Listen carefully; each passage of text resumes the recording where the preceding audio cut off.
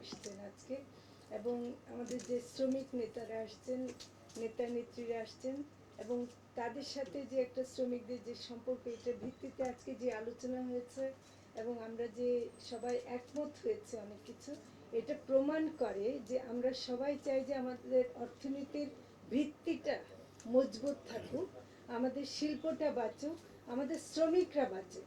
আমাদের গার্মেন্ট শিল্পটা না বাঁচলে আমাদের এই শ্রমিকরা যে এত কষ্ট করছে, একটা কথা মাথায় রাখতে হবে যে বাংলাদেশে গার্মেন্ট অন্য কোথাও যেতে পারে না, এবং বাংলাদেশের গার্মেন্ট বাংলাদেশে পৃথিবীর মধ্যে সবচেয়ে সেরা। বাংলাদেশ এই গার্মেন্টের জন্য পরিচিত।